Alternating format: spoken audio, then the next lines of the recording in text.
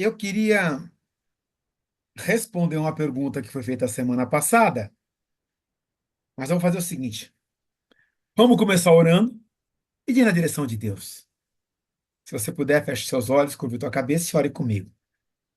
Pai querido, nós queremos nessa hora pedir a tua bênção, a tua direção, a tua orientação, o teu toque, para o estudo que nós vamos fazer nessa noite. Nós, em torno da tua palavra, com um único objetivo: aprender do Senhor. Por isso, Deus, pedimos a tua bênção, direção e a tua orientação. Espírito Santo, você tem plena liberdade de agir no nosso meio e falar aos nossos corações. Em nome de Jesus, amém. Glórias a Deus. Que ótimo. A semana próxima passada, nós tivemos algumas perguntas e uma delas foi. Porque eu só admitir aqui a.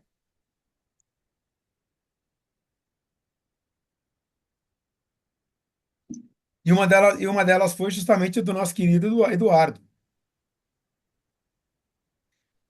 E a pergunta foi assim: e naquele período, como é que foi essa perseguição? Como é que foram esses outros caras que ali governaram, nesse período do Nero? A gente já ouviu falar alguma coisa e a gente tem algumas informações que eu achei relevantes para trazer antes da gente entrar no propriamente no capítulo 1. Só para os irmãos terem uma ideia, tá? Ah, ali em torno de 27 antes de Cristo até 14 reinou Augusto, primeiro imperador de Roma, também conhecido como Otaviano. Ele estabeleceu o principado e iniciou a Pax Romana. Augusto foi aquele cara que pegou e falou assim: ó, o meu nome, como é Augusto, eu quero que no meu mês, que é o mês de agosto, tenha mais dias que no mês que os dos outros imperadores. Então ele tirou dias de fevereiro e colocou, por isso agosto passou a ter 31 dias. Hum, Eles tinham essa megalomania, os imperadores naquele hum, período. Mas quando ele estabelece a Pax Romana, é um processo que inicia um período de calmaria dos impérios entre eles. Ou seja, os assírios dão uma sossegada, porque Roma tinha o poder que veio pela mão de Alexandre o Grande de dominação. E foi o que tornou-se um império temido. Ele foi sucedido por Tibério, ali de 14 até 37. Aí Tibério Augusto, tá? Ele foi um general habilidoso, governou com eficiência, embora seu reinado tenha sido marcado por suspeita de repressão. Qual era o problema? Haviam as revoltas contra Roma e ele ia lá, ele exterminava os revoltosos. Ou seja, acabava com tudo. Não tinha conversa.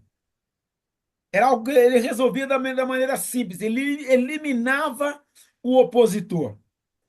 No período que ele é imperador, Valério Grato é o responsável pela região de Jerusalém, e ele sucedeu a Pilatos, até que Pilatos governou ali Jerusalém, a região, até 36. Pilatos, inclusive, que é aquele que para quem Jesus foi apresentado um pouco antes da crucificação.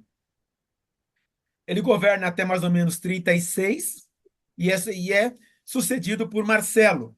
Aí, nesse período, veja bem, Tibério, ele tem o final do Império de Tibério, aí vem Calígula, um dos mais extravagantes, cruel. O reinado foi curto e ele foi assassinado, porque ele era um bárbaro. E é nesse período que a igreja está ali, a chamada igreja primitiva. É nesse período, que é o período de Calígula, que a perseguição contra aqueles do caminho está acontecendo. Aqueles do caminho depois é conhecido como a igreja primitiva e depois eles já tinham recebido o nome de cristãos, porque eles seguiam a Cristo, ou também conhecido como Jesus de Nazaré, que era o líder do caminho. É interessante que ele reinou só de 37 até 41, mas deixou um rastro de miséria, de destruição, de crueldade assombroso. A palavra é essa mesmo. A promiscuidade, a maldade de Calígula era muito próxima daqueles que o precederam ou sucederam. Cláudio, tio de Calígula, expandiu o Império Romano e implementou várias reformas. Por quê? Reforma porque o Estado estava degradado, a capital tinha sido incendiada, ele estava num processo de recuperação e também de contenção de uma série de revoltas que surgiam em torno do Império. E eu vi um quadro que eu achei muito bonito, uma obra de arte.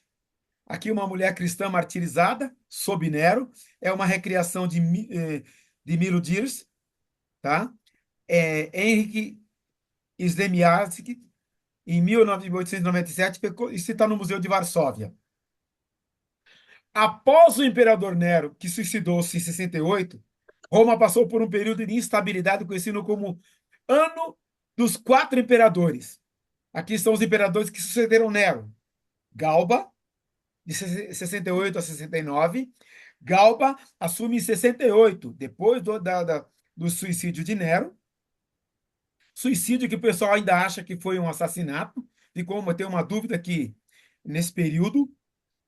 E depois dele, olha só, um ano só ele ficou. Aí depois veio Otão, em 69, e Otão não deu nem um ano. Depois Vitélio e depois Vespasiano, que foi o que teve o maior período, tá? Foi em torno de 10 anos, e ele da dinastia Flaviana. O Vespasiano governou por 10 anos. Ele não é amplamente conhecido por ter perseguido os cristãos. Sua administração foi mais focada em reformas financeiras, projeto, construção, como o início da construção do Coliseu, Coliseu Romano, onde os cristãos eram assassinados. A pressão aos cristãos durante o período romano é mais associada aos outros imperadores, como Nero, tá? Que iniciou uma das grandes perseguições, e Domiciano. O Domiciano, filho de Vespasiano, que também é conhecido por ter perseguido muito.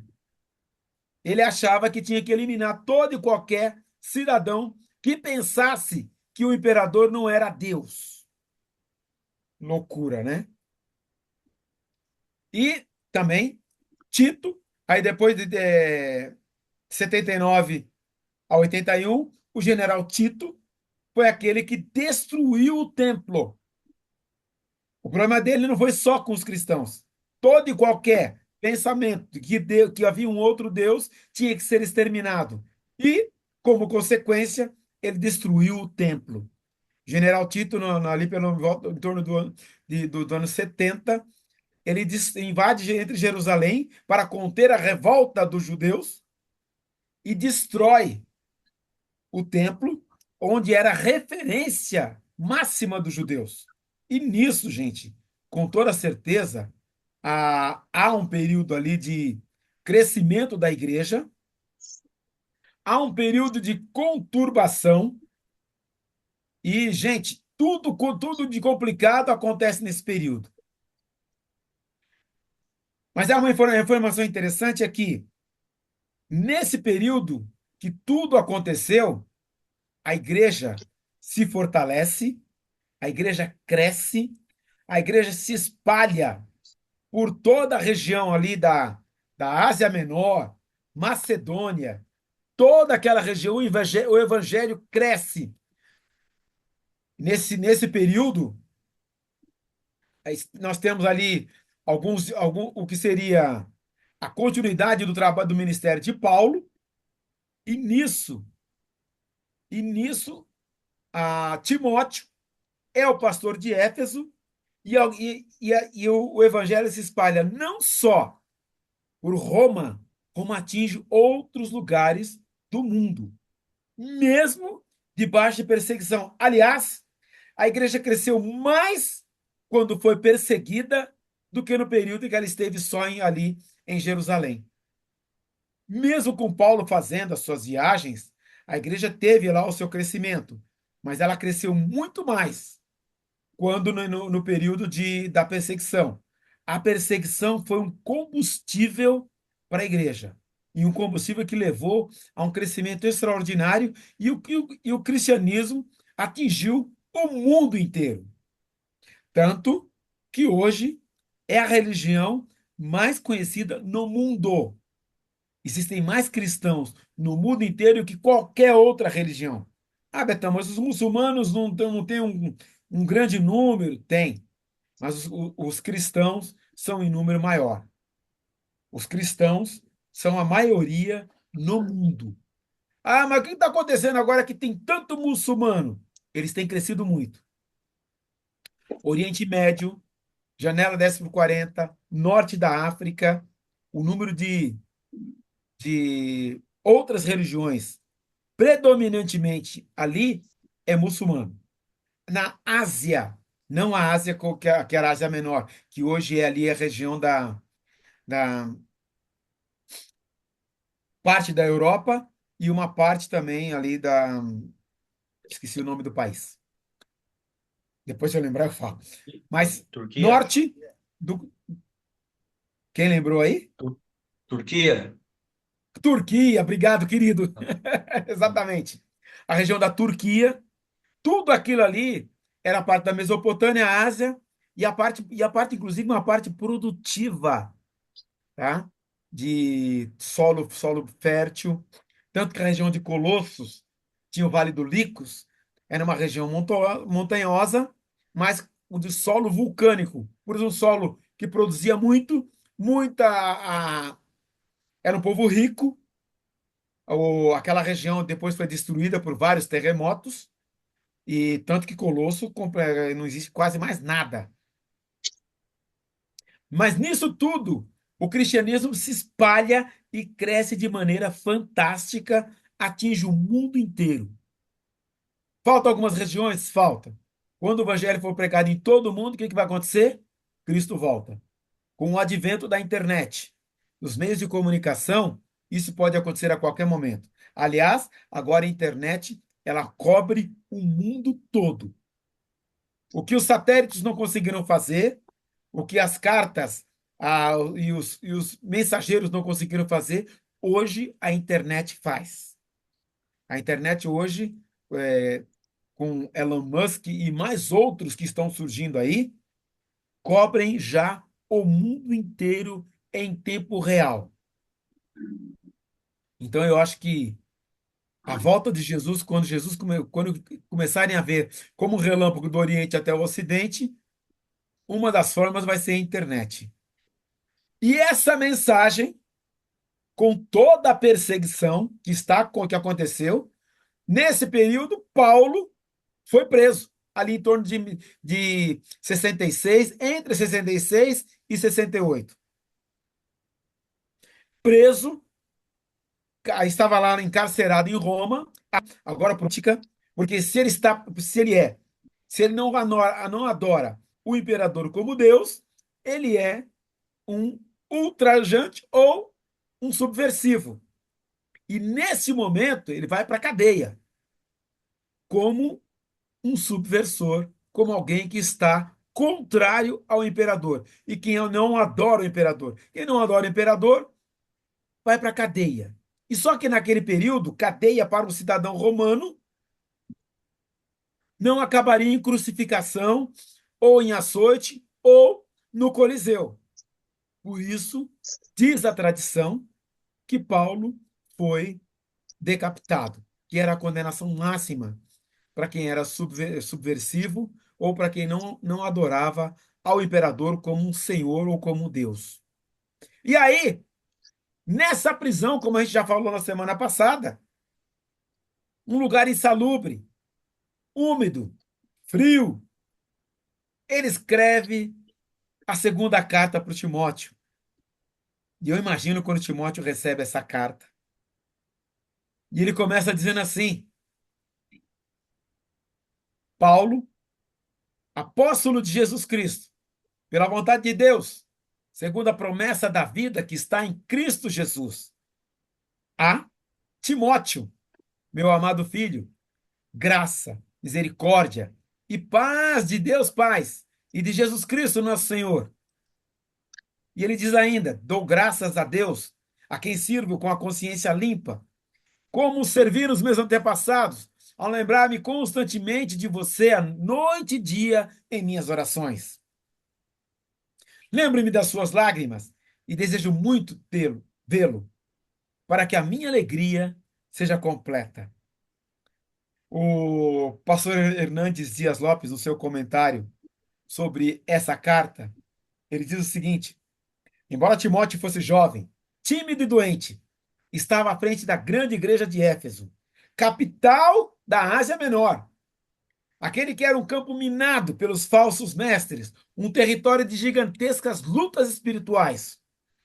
Como numa corrida de revezamento, Timóteo precisava receber a tocha do evangelho e passá-la adiante com fidelidade e senso de urgência.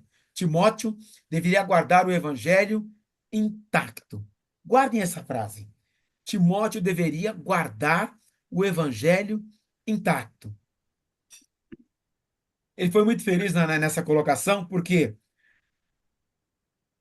na prisão em Roma, ali relatado em 28, em Roma, 28:30, ele escreve a carta aos Efésios, aos Filipenses, aos Colossenses, Filemão, são chamadas cartas da prisão. Acontece que agora ele está na prisão marmetina. E como eu já disse, Nero morreu em 8 de junho de 68. Tanto que ele escreve ali para Filemão, prefiro, prefiro fazer um apelo com base no amor.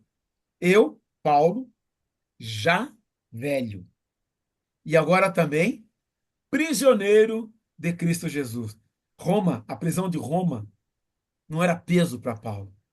A colocação que ele faz aqui é que ele é prisioneiro de Cristo Jesus. E é legal você pensar a visão desse homem. Ele começa dizendo assim: Paulo, apóstolo de Cristo Jesus. E quando ele fala apóstolo, queridos, ele está se referindo a algo muito maior. Olha o que ele fala a respeito dele mesmo, quando é lá em Atos 26. Agora, levanta-te, fica em pé. Eu lhe apareci para constituir o servo e testemunha do que você viu a meu respeito e do que lhe mostrarei. Ou seja, vai ser testemunha do que ele ouviu falar de Jesus e também do que Jesus vai estar mostrando para ele. Ele escreve também aos Coríntios, lá na sua carta, primeira carta aos Coríntios, no capítulo 15. Depois destes, apareceu a mim, como a um que nasceu fora do tempo, pois sou o menor dos apóstolos e nem sequer mereço ser chamado de apóstolo, porque persegui a igreja de Deus. Além disso, lá em 2 Coríntios, ele faz uma colocação bem interessante. É necessário que eu continue a gloriar-me com isso, ainda que eu não ganhe nada com isso. Passarei as visões e revelações do Senhor. Conheço um homem em Cristo que há 14 anos foi arrebatado ao terceiro céu. Se foi no corpo ou fora do corpo, não sei. Deus o sabe. Eu sei que esse homem, se no corpo ou fora do corpo, não sei, mas Deus sabe, foi arrebatado ao paraíso. Ouviu coisas indizíveis, coisas que ao homem não é permitido falar. Nesse homem me gloriarei, não, mas não em mim mesmo, a não ser em minhas fraquezas. Mesmo que eu preferisse gloriar-me, não seria insensato, porque estaria falando a verdade. Evito fazer isso para que ninguém pense a meu respeito mais do que a mim vê ou de mim ouve. Ou seja, eu costumo dizer, eu acho muito legal, que Paulo passou um período na faculdade com a Batista Senhor Jesus Cristo. Ele escreve aos Gálatas que 3 anos ele ficou ali aprendendo do Senhor. E quando ele dá essa descrição em Coríntios, é uma descrição maravilhosa de alguém que teve a revelação do próprio Cristo. Aí você fala assim, ô Betão, que negócio é esse aí? De 3 anos ali em comunhão com Cristo. Busca, jejum, oração, leitura. Mas a Bíblia não estava escrita naquele período. Ele tinha a lei. Ele era um cara que tinha sido bem instruído na lei. E a lei toda aponta para Cristo, como ele relatou em Gálatas. Ou como ele escreveu em Coríntios, porque o fim da lei é Cristo, para a justiça de todo aquele que crê. Primeiro ao judeu, depois ao grego, e aí por aí vai. Paulo, apóstolo de Cristo Jesus, a vontade de Deus, segundo a promessa da vida que está em Cristo Jesus. Apóstolo de Cristo Jesus, porque o Cristo, para o judeu, era o Messias. E Jesus, pelo nome que ele era conhecido, ele era chamado de Jesus de Nazaré. E lógico, não é pela vontade dele, é pela vontade de Deus. Segundo a promessa de vida, ou seja, aí ele está enaltecendo, aí ele está lembrando a fonte do seu apostolado e de quem está vindo. É muito importante que você saiba que tudo que foi feito porque de Cristo Jesus. Não é da sua cabeça, não é daquilo que ele achava, não era dos seus pensamentos. É de um relacionamento muito próximo, muito profundo com aquele que é o autor da vida. E lógico, ele continua dizendo a Timóteo, meu amado filho. E quando ele fala meu amado filho, não que Timóteo fosse seu filho, lembra que ele conheceu Timóteo na sua primeira viagem, nem relata o relacionamento que tiveram. Ele foi na casa da avó de Timóteo e da sua mãe. Afirma-se que o pai de Timóteo era grego e não se sabe se há se convertido ou não. E ele escreve assim: graça, misericórdia e paz da parte de Deus Pai e de Cristo Jesus, nosso Senhor. É muito legal quando ele coloca filho amado, ele faz aquela menção de filho como se estivesse falando ao seu próprio filho e o abençoa nessa menção. Graça, segundo os judeus, segundo não só os judeus, como o povo grego, ele dizia o seguinte: graça ou charis, né? E todas as coisas boas, e a graça te acompanhe. Misericórdia, que as minhas entranhas, que o que há de mais profundo dentro de mim, tá? Sinta o que você sente. E paz, aqui ele escreve Eirine, ele não escreve Shalom. Mas para o judeu, o Eirine ele já sabia o que dizer, que era a paz de Deus, da parte de Deus Pai e de Cristo Jesus, nosso Senhor. Olha aqui, por aí você vê a saudação, não é algo comum. E ele continua: dou graças a Deus a quem sirvo com a consciência limpa. Como serviram meus antepassados ao lembrar-me constantemente de você, noite e dias em minhas orações. Lembro de suas lágrimas e desejo muito vê-lo, para que a minha alegria seja completa. Olha que legal. Consciência limpa. Como serviram os meus antepassados? O background que ele tem de judeu, toda a sua história, toda a sua trajetória de judeu, bem firmado na palavra, no conhecimento da Bíblia, que eles tinham naquele período. Eles tinham lá o Pentateuco, eles tinham lá os profetas, eles tinham lá os livros de Salmos, eles tinham lá essa literatura. E isso aí era a referência que eles tinham, que apontava para Jesus. E agora Paulo vem falando que, como serviram meus antepassados, de consciência limpa. Aí você fala assim, mas peraí, Betão, consciência limpa? Ele acabou de falar que ele perseguiu a igreja. Tudo ele fez com um único propósito, de agradar a Deus. Um único propósito, de servir a Deus. E é por isso que ele escreveu, como nós vimos em 1 Timóteo, para tudo que você fizer, faça para a glória de Deus. Quer comais, quer bebais, tudo façais para a glória de Deus. Nada para si mesmo. Então, a trajetória de vida desse homem é sempre com o propósito, com o objetivo de servir a Deus. E isso é muito bonito, e isso é nobre, não é para qualquer um. Lembro-me das suas lágrimas e desejo muito vê-lo. Que palavra gostosa, né? De alguém que ama, né? Quero te ver, meu. Quero estar junto com você, para que a minha alegria seja completa. Ou seja, estou bem, mesmo nessa situação. Ele sabia com quem ele estava falando. Ele sabia da formação que o Timóteo tinha. Timóteo tinha uma boa formação espiritual. Primeiro, familiar. No versículo, lá no 5, nós vamos ver depois que o primeiro habitou em sua avó Loide e em sua mãe Eunice. A referência espiritual. E lógico, no relacionamento que ele teve nas viagens, a amizade que eles tiveram pela caminhada junto, a amizade espiritual, ao lembrar-me constantemente de você, noite e dia, em minhas orações. Ele sabia que ele estava orando pelo Timóteo, e com certeza o Timóteo estava orando por ele. Eu não sei quantas pessoas têm amizade espiritual com você.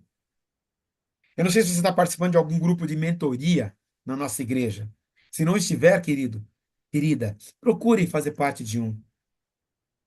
Temos vários grupos de mentoria, tá?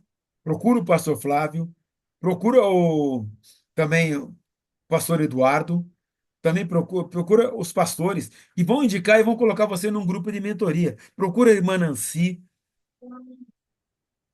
para fazer parte, para desenvolver uma amizade espiritual, para que você possa ter alguém que esteja orando semanalmente por você e você compartilhando dessa amizade espiritual e orando um pelo outro, o outro pelo um. E lógico, o dom espiritual. Mantenha viva a chama do dom de Deus que está em você mediante a imposição de minhas mãos. E também disciplina, pessoal. Portanto, não se vergonhe de testemunhar do Senhor. Testemunha viva. É o que ele está fazendo, ele está pastoreando a igreja de Éfeso. E, queridos, ele continua assim: recordo-me da sua fé não fingida, que primeiro habitou em sua avó, Loide, e sua mãe, Eunice. Estou convencido que também habita em você. Lembra que eu acabei de falar? De que ele tinha ali uma formação espiritual? Olha o indicativo da formação familiar. Familiar. Recordo-me da sua fé não fingida. E estou convencido que também habita em você. Por essa razão, eu torno a lembrar que mantenha viva a chama do dom do dom de Deus que está em você, mediante a imposição de minhas mãos. Pois Deus não nos deu espírito de covardia, mas de poder, de amor e de equilíbrio. Portanto, não se vergonhe de testemunhar do Senhor, nem de mim, que sou prisioneiro dele, mas suporte comigo o sofrimento, né? Pelo Evangelho, segundo o poder de Deus. Queridos, ele está falando aqui, mantenha viva a chama. A palavra no original grego aí, apesar que eu acho que está muito bem traduzido, é anasopirem. Anasopirem, sabe quando você está fazendo aquele. Vou lembrar de coisa boa, né? Tá fazendo aquele churrasco, todo mundo comeu, tá todo mundo satisfeito. Aí começa a ficar só aquele pedacinho de carne. Aí o pessoal vai fazer aquele queijinho para dar aquela finalizada no churrasco. Aí você vê que a brasa tá meia apagadinha e você vai lá e sopra. Sopra ali na churrasqueira para o fogo voltar a nasopirem. Para soprar, para dar aquela reavivada a nasopirem. O mantenha viva a chama. Ele está falando, Timóteo, dá uma soprada aí para manter viva a chama do dom que está em você. Queridos, a gente de vez em quando tem que ir na igreja. Por isso, Você não pode ir todo dia e passar o dia na igreja? Vá ao domingo. Se puder, vá na quarta-feira. Se puder, vá na terça-feira. Se puder, vá na quinta. Para quê? Anasopirei. Para dar uma reanimada na chama que está em você. É o que Paulo está dizendo para Timóteo. E, gente, serve para a gente. Nós estamos falando aqui, gente, quando eu falo de mentoria, eu estou falando porque que o nosso foco é que todo crente de nossa igreja tenha o tempo de devocional diário, um tempo de oração, um tempo a sós com Deus. Pelo menos uma vez por dia. Pelo menos uma vez por dia. Um tempo de meditação, um tempo de leitura, um tempo de oração. Pelo menos uma vez por dia. Se você não puder estar todo dia na igreja, pelo menos um tempo de meditação e leitura da palavra. Anasopirem. Mantenha essa chama viva. Não deixa se apagar. Dá uma soprada nessa fé. Dá uma soprada aí. E ele fala mais uma coisa que é muito legal. Não se envergonhe de testemunhar do Senhor, nem de mim, que sou prisioneiro dele. Gente, quem está na cadeia nesse período que Paulo está na cadeia é subversivo.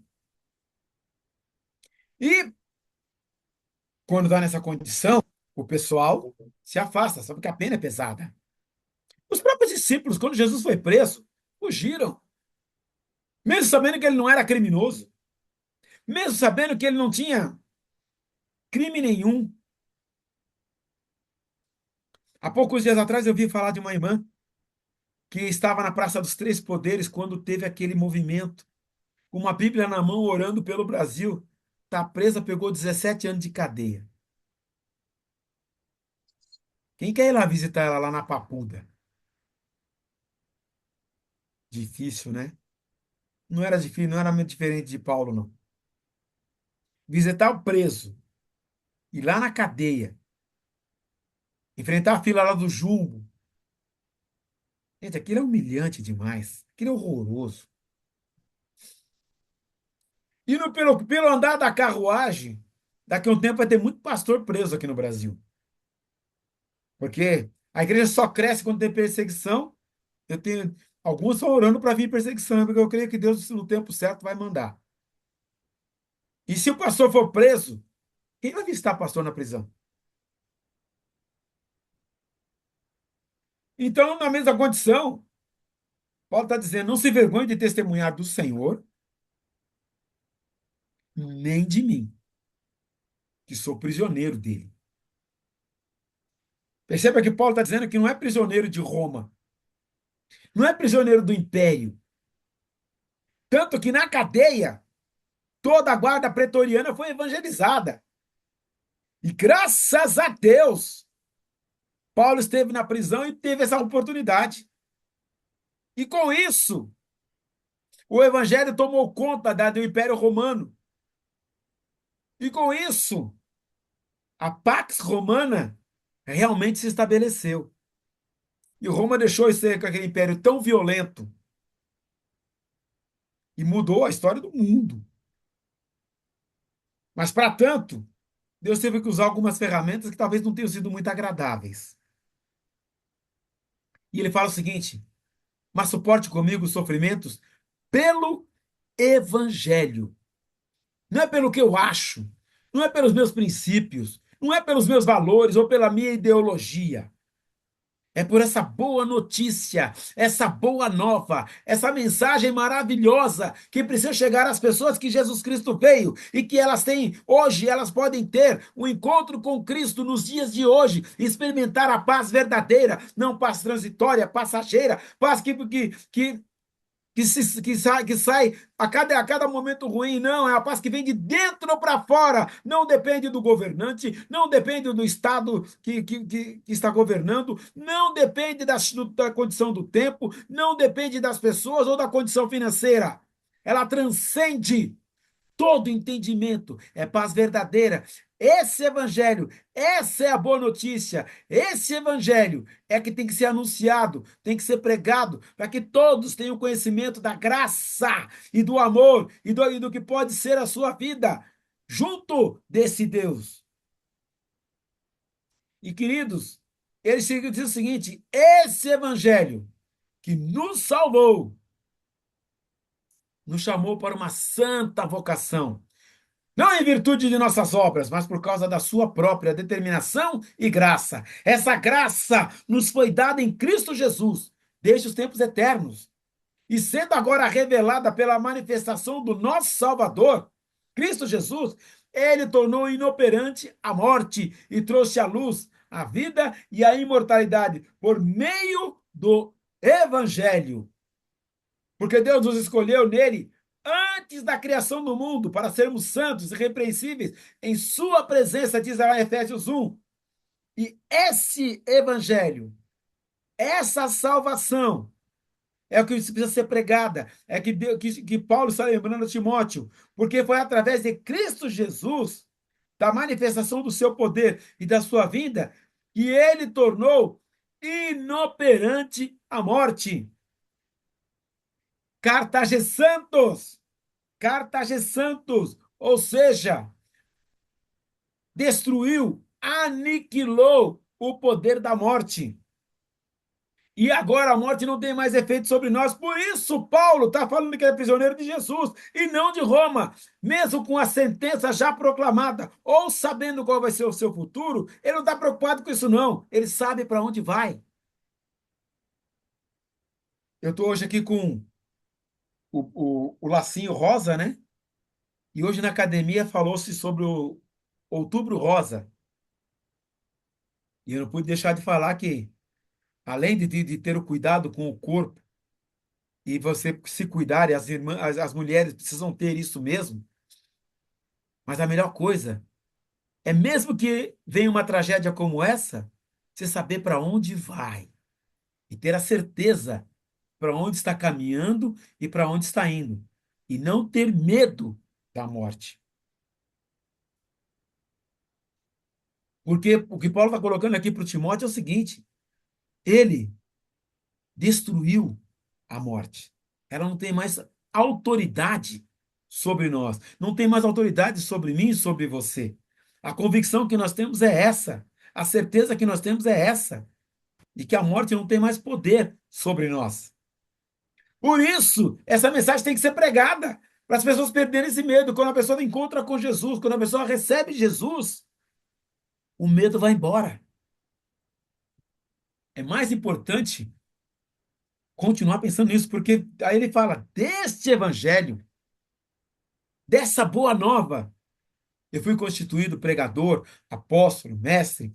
Por essa causa também sofro, mas não me envergonho, porque eu sei em que tenho, e estou bem certo que Ele é poderoso para guardar o meu depósito até aquele dia. E agora Paulo começa a falar sobre a responsabilidade dele com esse evangelho. Timóteo, presta atenção. Olha a responsabilidade que eu tenho. Porque desse evangelho, Timóteo, que eu estou te falando, dessa boa nova, essa boa notícia, essa boa informação, a melhor notícia que a pessoa pode receber nos dias de hoje, independente do governo, independente da situação econômica, independente de como ele está, é de que a salvação já veio. Ela está disponível. E nós temos que anunciar. Ele disse assim: eu fui constituído pregador. Kérix. Sabe o que é o kérix no original grego? É aquele cara que chega acompanhado de dois oficiais, tocam a trombeta e ele anuncia a boa notícia. Povo dessa cidade, acabou a miséria. Agora, as benesses do nosso grande imperador chegaram até vocês. O nosso trigo vai ser dividido com vocês. Arauto. Querix era o arauto. Pregador é o arauto, é aquele que vai gritar a boa nova, vai dar boa notícia para o povo, povo dessa cidade. Agora chegou a salvação. Cristo já morreu, ressuscitou e todos podem receber a Jesus. Ah, agora, pô, Betão, eu não posso sair gritando desse jeito lá no condomínio, o pessoal vai achar que eu sou louco. Não, não, querida, não se preocupa. Você fala o seguinte: bom dia, boa tarde, boa noite. Como é que está a sua vida com Jesus? Você leva a pessoa à reflexão. Quando a pessoa começar a refletir, ah, não está muito bem, ou sei lá, ou tá indo bem. Jesus te ama. Deus te ama. Tem um plano maravilhoso para a sua vida. O que é isso? Estou anunciando Jesus. Ah, de uma maneira tranquila. Não é que não com dois arautos, com o pessoal tocando trompeta, né? Não, não, não. Estou anunciando. E se a pessoa não quiser ouvir? Eu não quero nada com esse. Não tem problema. Isso é uma decisão dela, é pessoal dela. A nossa função, a nossa obrigação é falar. Tá indo embora? Todo mundo costuma dizer, vai com Deus. Diga, Deus te abençoe. Boa noite, tchau. Não. Abençoa as pessoas. Deus te abençoe. É, por que que ninguém fala isso? Por que você falou Deus te abençoe? Porque eu já tive, eu queria contar para você a minha experiência. Teve um dia que eu abri meu coração para Jesus, ele entrou na minha vida, ele mudou e fez toda a diferença. Está anunciando, está pregando. Mas só isso? Já é pregar? É. Porque onde você está, ele fala, eu sou apóstolo. Apóstolos, no original grego, é o mesmo que um embaixador, um representante da autoridade máxima. Revestido por autoridade dele. Embaixador, embaixatriz dele. E mais legal ainda, mestre. Porque você já conhece, já tem uma experiência com ele, pode falar dessa experiência, você vai estar ensinando o quanto é bom andar e conhecer Jesus. E Paulo continua: por essa causa também sofro, mas não me envergonho. E essa frase aqui é maravilhosa, tem até um hino maravilhoso, porque sei em que tenho crido, e estou bem certo que Ele é poderoso para guardar o meu depósito até aquele dia. Na letra do hino, é porque eu sei, mas eu sei em que tenho crido, estou bem certo que é poderoso para guardar o meu tesouro até o dia final. Maravilhoso. Quem sabe? Pois a vocês foi dado o privilégio de não apenas crer em Cristo, mas também de sofrer por Ele. E lógico, a palavra depósito aqui, para teken, guardar o meu depósito, seria a mesma coisa que eu chegasse aqui e chegasse aqui, eu vou viajar, vou passar um tempo na Europa, não sei se vou voltar. Eu chego aqui pro Eduardo. Eduardo, seguinte, tá aqui a chave da minha casa, tá aqui a chave do meu carro, tem ali uns euros guardados, uns dólares. Cuida para mim. Se eu voltar um dia, a gente conversa. É a expressão paratequem é exatamente isso. Eu sei em que tenho crido. Eu estou bem certo que Ele é poderoso para guardar, cuidar daquilo que eu tenho esperança, que é a minha salvação. Até aquele dia. Se Ele voltar antes, vou estar com Ele.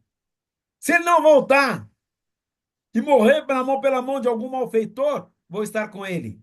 Se alguma doença me acometer, vou estar com Ele. Ou seja, quer Ele volte breve, Quer ele demore um pouco mais e eu passe para a eternidade, eu vou estar com ele. Isso porque o meu tesouro está guardado.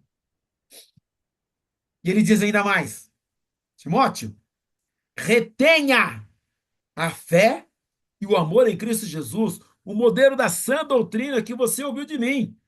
O retenha aqui, meus queridos. Para reter, ele tem que ter aprendido, tem que ter entendido o que é o evangelho, o que é essa salvação, o que é essa vida cristã. Aí, quando entendeu, tá? Ele reteve. Para reter, você tem que ter entendido. Entendeu? Ah, agora entendi. Se você entendeu agora, aí sim. Aí pode seguir em frente. E pode passar para qualquer pessoa. É necessário você abrir o coração, receber Jesus e entender que Ele é Senhor e Salvador da sua vida. Quanto ao bom depósito, guarde-o por meio do Espírito Santo que habita em nós. Não altera, não muda aquilo que você aprendeu. Cuida para que fique do mesmo jeito. É isso que ele quer dizer. Mantenha o padrão. Aquilo que você aprendeu, aquilo que você entendeu, aquilo que você está vivendo, é isso. E não, que não aumenta nem diminui. É tão somente isso. Mantenha esse padrão. Porque quando você entendeu isso, você entendeu o tesouro que está em você. Sabe por quê? O Espírito Santo agora se move em você. A salvação está em você. A vida está em você. Agora a vida está conosco. E quando ele fala aqui, guarde-o, tá? A palavra no original aqui é filásio. E filásio, tá? Lembra do gasofilácio, que tem lá na frente quando o pessoal vai colocar a oferta? Vem dessa origem. Filásio. Quanto ao bom depósito, guarde-o como fosse um tesouro entesourado dentro de você, por meio do Espírito Santo que habita em nós. Simples assim. Você sabe que todos os da província da Ásia me abandonaram, inclusive Fígelo e Hermógenes. É ruim, né? Quando alguém deixa a gente. E alguns deixaram Paulo. Mas ele fala o seguinte: mesmo numa condição como essa, ele diz assim: o Senhor conceda misericórdia à casa de Onesíforo. Porque muitas vezes ele me reanimou e não se envergonhou por eu estar preso. Pelo contrário, quando chegou a Roma, procurou-me diligentemente até me encontrar. Conceda-lhe o Senhor que naquele dia encontre misericórdia da parte do Senhor. Você sabe muito, muito bem, quantos serviços ele me prestou em Éfeso. Quero lembrá-los que Paulo, em sua terceira viagem missionária, ele passa ali por toda a região, não só da Ásia Menor, que era o seu primeiro propósito, tá? E o que ele faz?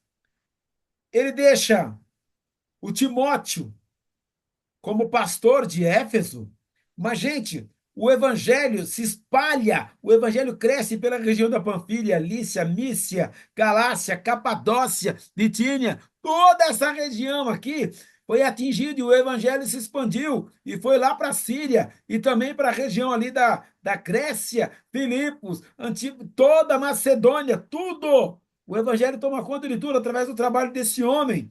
E o trabalho desse homem não para aqui. Ele continuou se expandindo, graças à semente santa que foi semeada pela vida desse homem. E ele viveu e vivenciou isso. Por isso que ele fala, continua dizendo, inclusive nessa região aqui, tá? Formaram-se aquelas igrejas, as 7 igrejas, Esmirna, Pérgamo, Filadélfia, Laodiceia, todas essas igrejas que são citadas, inclusive, no livro de Apocalipse, são dessa região. Parou por aí? Ele esteve em Éfeso por 3 anos. 3 anos ele ficou ali. Mas foi um grande avivamento, uma grande expansão do evangelho. Ele deixa o Timóteo como pastor dessa igreja, que estava fortalecida, avivada.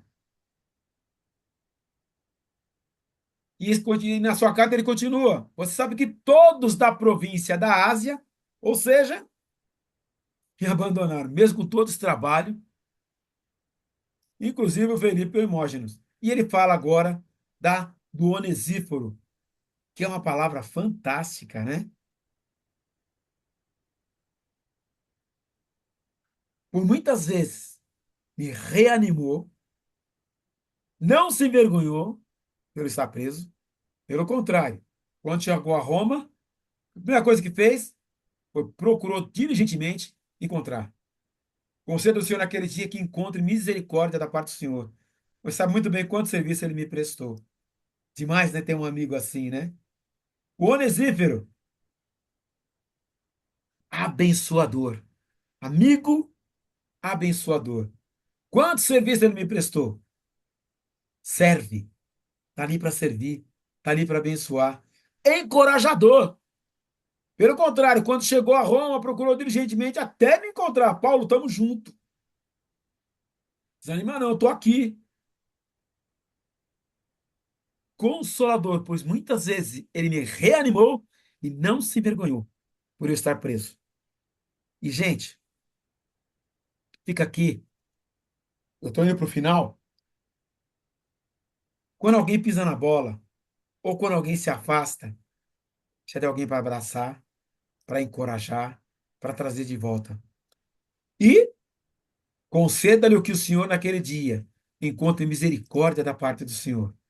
Concluindo, não se vergonhe de testemunhar do Senhor de mim, nem de mim, que sou prisioneiro, mas suporte comigo. Retenha a fé com amor e igreja, o modelo da fé da sua doutrina, que você ouviu de mim, quanto ao bom depósito, guarde-o. E eu termino por aqui o capítulo 1. Dúvidas, comentários, críticas, fiquem à vontade, a palavra é de vocês agora. Ah, tem que abrir o seu microfone, senão não vou ouvir.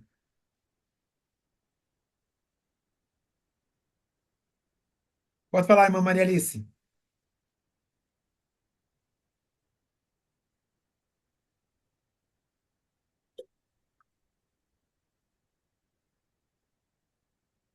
Irmã Maria Alice, eu não estou ouvindo o que a irmã está dizendo.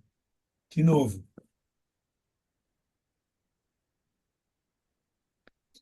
Eu vou, eu vou fechar o seu áudio e você abre novamente. Vamos ver se ele funciona. Quer ver? Abre o áudio novamente. Aí eu vou pedir para você desconectar da reunião e conectar novamente. Esperamos você aqui. Tá ok? Clica lá em sair da reunião e entra de novo. Para a gente poder ouvi-la. Ela tinha um comentário a fazer. Vamos ver o que é.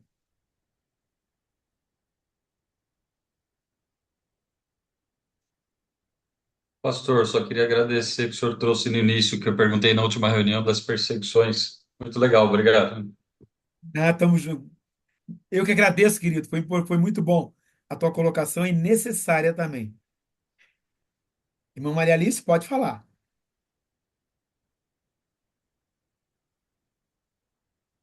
O seu áudio não está saindo. A- Agora, né? Agora vem, agora estamos te ouvindo. Acontece, alguém manda, liga para mim nesse período, mesmo eu não atendendo, ele some.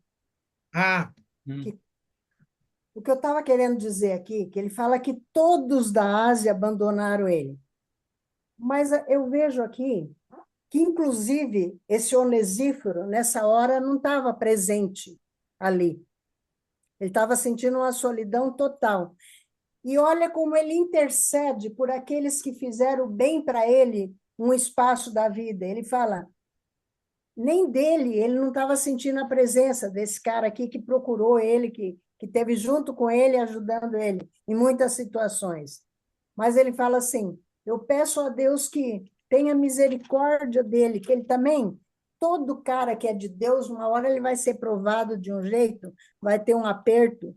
Ele fala no dia dele, ele tenha socorro, porque tudo aquilo que ele me fez de bom está selado, ele está intercedendo por aqueles que ele não tem a presença ali, que foi muito útil para ele, como você falou. Que coisa linda. Esses dois aqui simplesmente não queriam, não fizeram e sumiram, que ele contava com eles. Mas o Onesíforo, ele clama por ele. No dia que ele tiver com dificuldade, que Deus tenha misericórdia dele, mesmo agora eu precisando e ele não estando presente, ele quer dizer que todo mundo falha, mesmo aqueles bons que qualquer um de nós, quantas vezes o outro conta com a gente e a gente não está ali, nesta hora. E ele, com esse espírito de entrega, que lindo ele orar pelo Onesíforo, porque ele vai ter o dia dele e que Deus tenha misericórdia dele. Não leve isso em conta por ele não estar me sustentando nessa hora, mas que ele já fez tanto por mim e que Deus conceda, né? Coisa linda. Obrigado, E irmão. o Bem Paulo, quando ele observado. começa, ele fala assim, é o evangelho de conformidade com a promessa da vida que está em Cristo Jesus. Eu não prego outro evangelho. Eu estou pregando a salvação em Cristo Jesus, é o novo evangelho. Por isso que ele dizia que é o meu evangelho. Foi o evangelho que foi dado para ele e para o gentil. E ele é uma coisa nova para ele. Eu gostei dessa situação sua de 3 anos, que Deus também acompanhou ele ali, este outro apóstolo, como os outros ficaram 3 anos recebendo a instrução direta. Eu falei que coisa linda.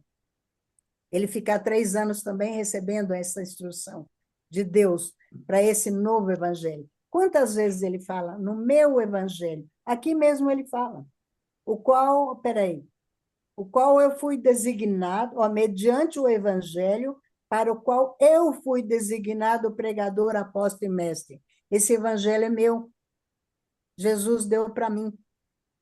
Que coisa linda, né? E eu guardo isso. No 6 ele fala, olha, Timóteo, eu te admoesto que reavives o dom que há em Cristo Jesus. A gente sempre achava que a admoestação era... Ele está fortalecendo, admoestar eu te carrego, vamos, não desanima, não desanima. Que coisa que é os outros companheiros de Paulo, vocês estão me ouvindo? Sim, sim, Sim. estamos. Os outros que são companheiros de Paulo, sempre eles vinham prontos. Este aqui, o Paulo fala, ele é como um filho meu, um filho espiritual que eu formei em outra passagem, lembra que ele falou? É como um pai para filho, eu confio em você Exatamente. totalmente. Eu te ensinei tudo que eu sei, preparando um filho. E ele tinha esse mesmo amor. Imagina um filho espiritual que ele fez. Ele pegou esse Demais, menino hein? criança, ele já viu que ali ele tinha aquele dom. Ele não fala que ele vai lá impor a mão de novo, não. Pela minha mão que foi posta aquele dia, foi a mesma coisa da bênção que o Jacó, o Abraão, o De Jacó modo mesmo geral, que os estava pais davam cego. aos filhos. Põe lá, eu já coloquei a mão, o Abraão também já pôs a mão, ele fala, eu já coloquei a mão sobre a sua cabeça, reavivo esse dom, quer dizer, era novo, imagina com aquela provação que vocês falaram que estava se passando ali, e todos, porque olha, não é pela perseguição que a gente vai ficar bom, é porque você está bom que tem a perseguição. Bem observado. Quando Deus mandou aquela perseguição ali, a igreja estava formada de um jeito que eles comiam pão de casa em casa, ninguém ligava mais para bens nenhum deles. Deus sabia que aquele povo ia espirrar para todo lugar e ia levar o evangelho. Ele não estava preso em nada mais. Ele estava preparadinho para isso. Deus só manda uma perseguição quando o povo está pronto, preparado. Aí vem. Porque senão não tem graça. Como que eu vou sair que nem cego no tiroteio, não sei nem o que eu falo, o que eu faço? Estou correndo também, me escondendo de alguma coisa.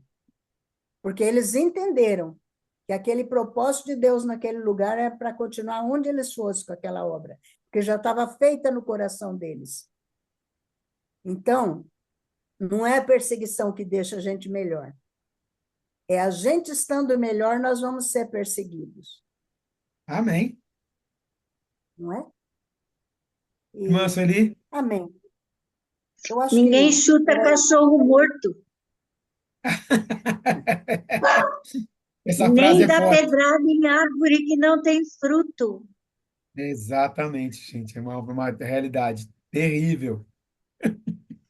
É, eu não conheço o irmão Eduardo pessoalmente, acho que nem Zoraide e Lourdes, não sei, porque não dá para ver as fotos, né? Mas a gente, quando fica longe, oi? Zoraide abriu a A câmera agora. gente, quando fica longe, sente falta, sabe? Daqueles abraços que a gente recebia lá, né? Do carinho com que a gente era tratado. Então, eu vou na igreja aqui, eu sou muito querida, todos me tratam muito bem, é como se eu fosse da casa mesmo, mas vocês não fazem ideia da saudade. E eu não estou presa, gente, eu estou livre. Aqui, para mim, é o paraíso. Imagina, hoje está frio igual em Santo André. Choveu, está chovendo todo dia, não está chovendo muito, mas está chovendo. O céu está limpo, maravilhoso. A lua hoje está lindíssima. Mas vocês não fazem ideia da dor, da saudade que a gente tem de chegar e contar alguma coisa, e compartilhar uma alegria, e chorar junto, de receber o abraço. Então, eu estou livre, eu não estou presa, eu posso sair daqui a hora que eu quiser. Agora, você pensa, esse homem santo, na cadeia, e não era uma cadeia de 2024 no Brasil, que já é terrível. As cadeias, naquele tempo, o apóstolo Hernandes fala que as condições eram terríveis, Insalubre insalubres, é a palavra. escuras, frias, Úmidas. escuras. Úmida. Às vezes ficavam acorrentados, eles não ficavam soltos, né? Não é como hoje, que ainda que o sujeito esteja na solitária, ela a parede é rebocada, o chão é cimentado, não era assim. Às vezes eles ficavam no meio de grilhões, com os pés também acorrentados. É, Quando ele fala do episódio lá que ele e Silas estavam cantando, eles Atos estavam 16. amarrados e estavam com os pés presos. Tinha algo no chão que prendia os pezinhos deles lá, mas o espírito deles estava livre. Então, não havia prisão boa para Paulo, para realmente prender Paulo. Paulo tinha o espírito livre mesmo estando na prisão. Tão livre que ele falou do abandono desses dois, né, e dos demais, falou do abandono do Onesíforo, mas lembrou que o Onesíforo cuidou dele. Sim. Naquele momento ele não estava lá. E mesmo lembrando com tristeza desses episódios, ele lembrava de abençoar. Não é como uma pessoa que te maltrata e você fala que Deus cuide de você. Não, ele abençoava, porque o espírito dele era livre, a alma dele era livre. O corpo estava preso, mas a alma, o espírito estavam livres, né? Será que um dia a gente vai ser assim? O propósito aqui é que a gente aprenda com isso e cresça Então, até a e validade. nessa cadeia, eu nem sei se eles comiam, que tipo de água que eles bebiam, porque a gente vê filmes, teve um filme que me marcou muito, de um livro que eu li, eu ainda tinha 14 anos, não tinha maturidade para ler aquele livro, que era o Papillon. Não sei se algum de vocês já viu esse livro Sim, ou o filme. Ele não tinha o que comer, então ele tinha vontade de comer o rato que ia lá na cela. Ele bebia a urina que ele bebia, que ele fazia. queridas, queridos, Então, aquele filme me marcou demais. só para você ter uma Será que era ideia. a filha do Paulo?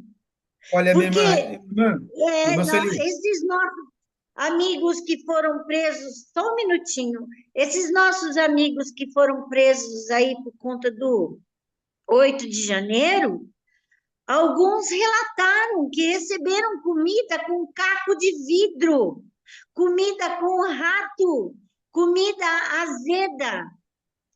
Será que a do Paulo não era assim? Porque as cadeias eram para infratores da lei, né? Era para subversivo. No caso, Paulo era um subversivo.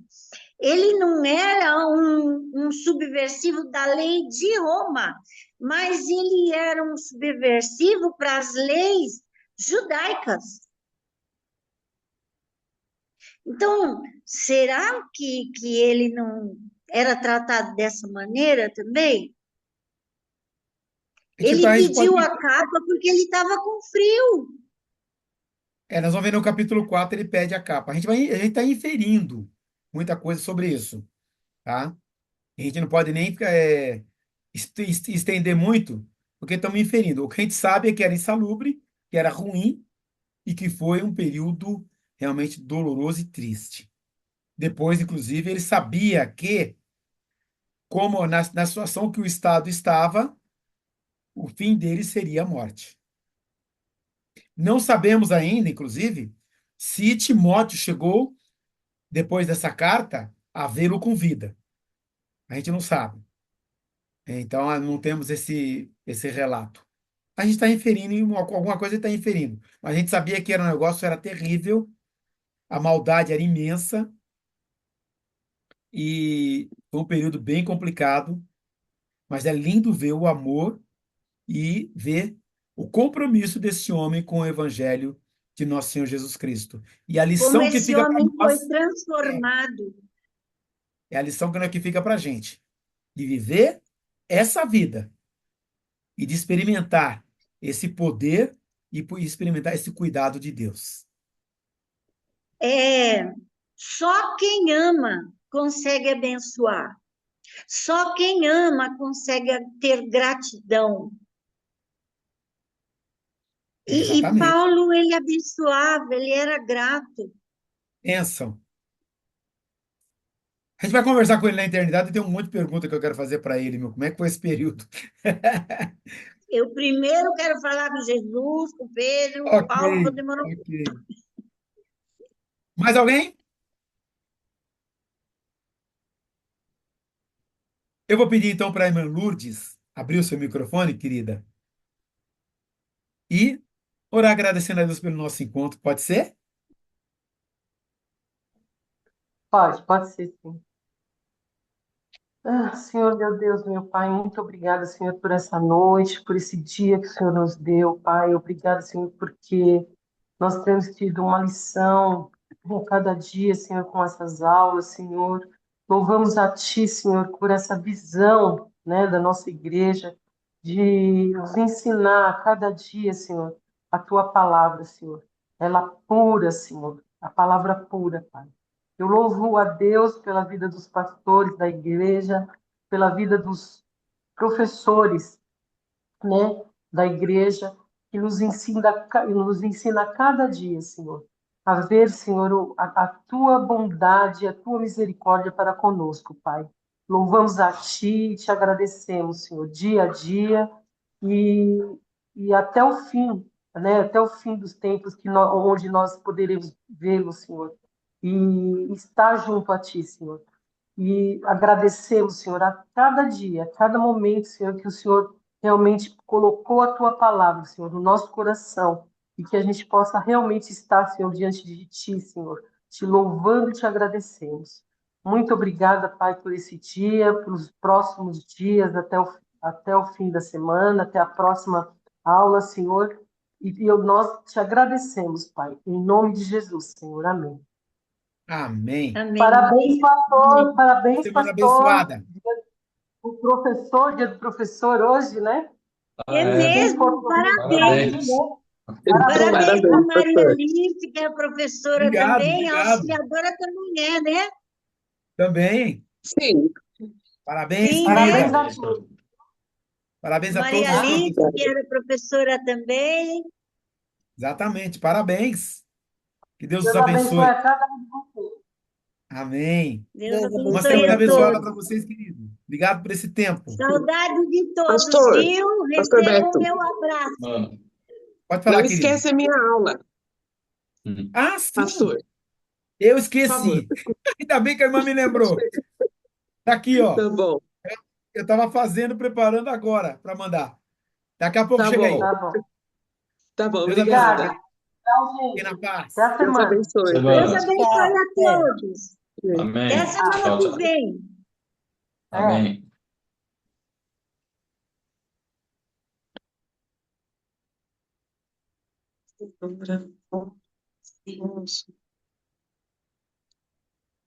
Eu e essa aula que eu não consigo sair.